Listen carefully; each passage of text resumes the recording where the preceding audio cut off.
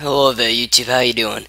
It is Napoleon Gaming here with our first video for YouTube. I am the Wolf of Prussia, or Das Wolf von Prussian, or Prussian Black Wolf. I might go by any of those names. Just for this battle, my name was Der Hyäne von Prussian. Don't bash me if I'm pronunciating that wrong. My German isn't great. I have my ally on my team, Serbian White Eagles. He will also be on the channel with me. And the other team, who is not affiliated with me except for this video, this is just a battle put up. I didn't tell him to do this. This is just a random battle. This is Stormbreaker and Prince of Orange, and we are going to be doing Pyramids Medium Funds. And you'll see the rest when you get into the battle. Alright, so we're here inside the battle, and I'm going to show you what me and my allies' army, Serbian White Eagles, looks like.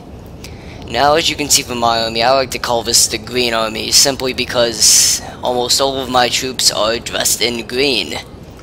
You can see I have 3 units of Azars, which are medium-range skirmishers, you know, the 100 range. A unit of Beshi Bazooks, which are Malay militia, Malay infantry, irregulars, that's what you could call them. I have quite a number of units of Beylik Janissary musketeers. I have 8 of those, yeah, 8 units of Beylik Janissary musketeers, 2 Delhi horsemen, 1 general's bodyguard. I don't usually take specific generals. I usually like to spend that money on more troops, and that usually wins a lot of my battles. I have 1 9-pound foot artillery. Now for Serbian White Eagles army. He has 1 unit of Delhi horsemen. Ibrahim Basha, which is a medium-ranked general. I don't think he's quite at the top, but he is fairly well ranked. I think 4 stars. Correct me if I'm wrong. He has Nizam seated infantry. I'm not a huge fan of Nizam seated. I prefer the Janissaries. But he has 2 units of Nizam seated light infantry. He has 2 units of Azars. 1 unit of Libyan Beoden. Please correct me if my pronunciation is off. Then in his back lines, he has Nizam seated infantry.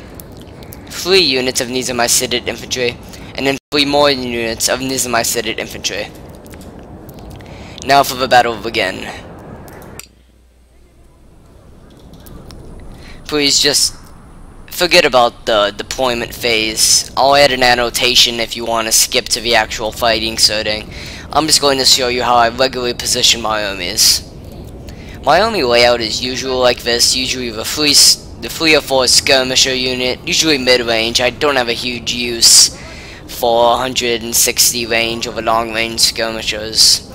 I like the light infantry better because they can fire faster and they still have at a range above musketeers. So just watch and enjoy.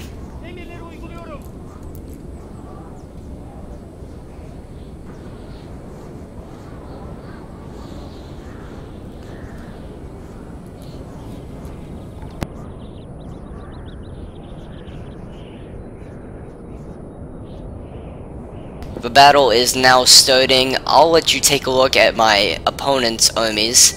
This is Great Britain. I'm surprised they didn't put the name down. I think that was Stormbreaker, actually.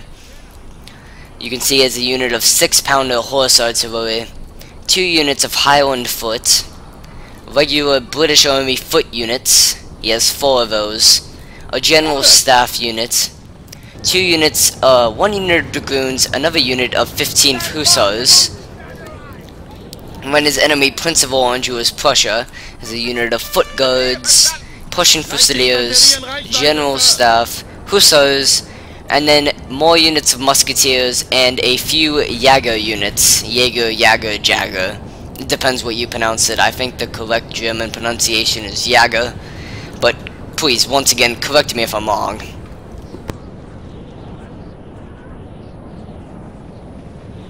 I usually send my skirmishers ahead of my army, much like most people do with their armies. I divided my Basic Janissary Musketeers into 2 units of 4, which I think was appropriate for this setting. I sent my Delhi Horseman Cavalry to my left flank. I usually set most of my cavalry up on my left flank unless my friend needs assistance on his flank or unless instructed otherwise. My 9-pound foot artillery I moved up more, and I believe I put my Bashi Bazook Malay infantry with my cavalry just as in a supporting role if they are charged by infantry or infantry, something that could overpower them with numbers.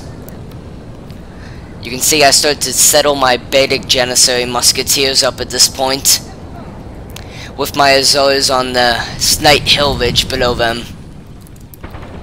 I believe I put my 4 units of Basic Janissaries in this ditch. Nope, it seems I moved them up. So there are my Azores firing. Azores are irregular skirmishers, although they are probably most comparable to Fusiliers of Prussia or Chasseurs of France. Here are my Basic Janissary Musketeers firing. In hindsight, it was probably not a very smart idea to move them there, but I fixed that as soon as I saw they were doing that. Here are the Basic Janissary Musketeers firing at their troops from this location right here. I was gaining considerable casualties and momentum. As you can see, my ally failed to defend his right flank and had his artillery charged by a unit of I believe it was Hussars. I sent 1 unit of my Delhi Horsemen to support because my Serbian White Eagles using artillery would not be very good. But now, back to my army. My Azores were successfully firing from this ridgeline, as you can see here. My artillery was just starting to undeploy from its carriage position.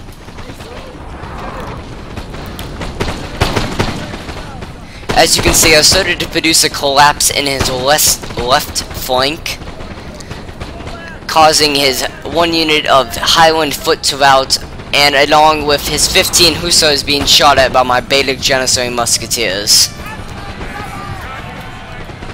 I sent my Delhi Horsemen up to attack them. I did intervene successfully, if I think so.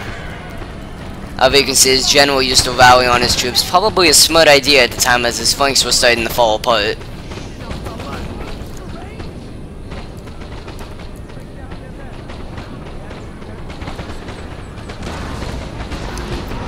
As you can see, my 9-pound foot artillery was actually doing some big damage on the enemy. Sorry if the mic gets a little bit muffled here because of the sound. This is my first video, like I mentioned earlier, and I'm just trying to make it decent for the YouTube community and the Napoleon Total War gaming community. As you can see, his front line was starting to collapse under my Basic Janissary Musketeers and my Azores, along with some additional support from my 9-pound foot artillery. I successfully routed his Highland foot units and some of his regular British Army foot. You can see a unit of his rifles are retreating right now. I was primarily winning this battle on this side, and I didn't think I had any fear of losing it. I probably should have set up my 9-pounder foot artillery somewhere not in the direct line of that hill, but it was too late now for me to change that. Running? No, well, you can see my western flank was still under pressure from Great Britain. My western flank was starting to lose some units, but my strength on my left flank was still pretty strong that I didn't have to worry about it too much. As you can see, I have my Bashi Bazooks in combat with some of his Dragoons. I was winning that battle primarily, and then my units started to move up.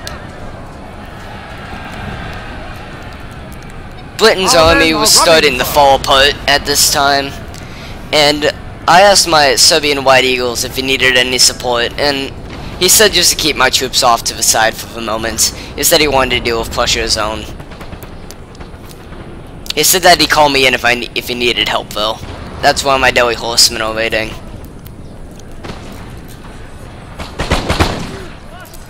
I was surprised that his unit of foot completely ignored my Azores. I found that surprising, very much so. Seeing that he didn't need any help at the moment, I sent my Delhi horsemen back to support my flank. To intervene with those dragoons. I know some people use the generals in a combat war. I think your general is too valuable to use that. The way I use a general, get him in, put a rally, take him out. Otherwise, you put your general in too high of a danger list, and the possibility of being killed, which could have a severe impact on the morale of your troops and possibly lose you the battle.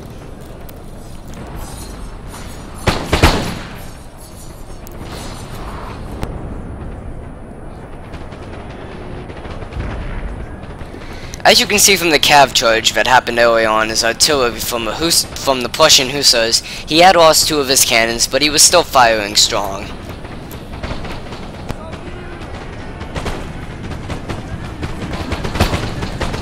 Prussia's foot guard was starting to rush the Nizami-seated infantry on Serbian White Eagle's left flank, although he quickly intervened with some Delhi horsemen, but they were quickly swatted by the foot guards. Our men are running, sir.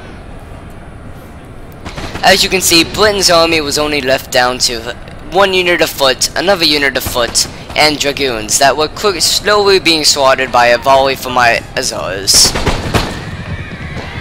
And they routed soon.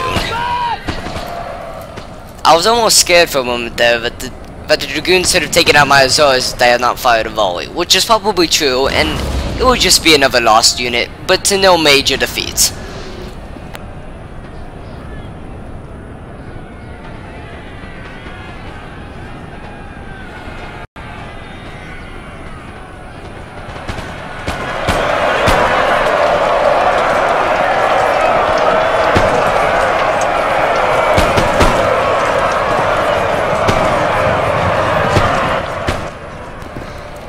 As you can see, his Nizami-seated infantry on his left flank was starting to take some heavy casualties by a Prussian foot guards unit with 27 main remaining, and Great Britain's remaining general staff unit that I had not been able to kill. I started to move my remaining troops back in for a kill that would completely wipe out the Prussians, although he advised me to stay on the outskirts until he needed me, and I followed.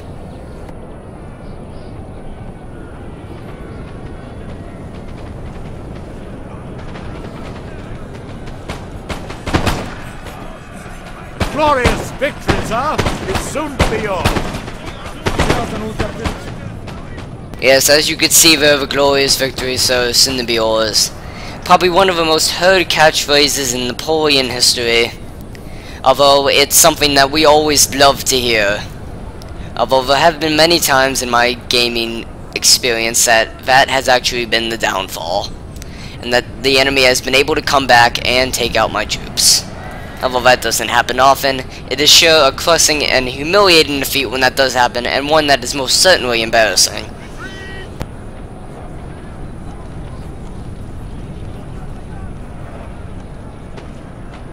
We have killed their general, sir! Now they must break! As you can see, we had killed Great Britain's general in that volley, right there. Prince of Orange. I believe Prince of Orange might actually have been Prussia, but in hindsight, it doesn't really matter. The fact of the matter is, the general was killed, and was that much closer to winning the battle.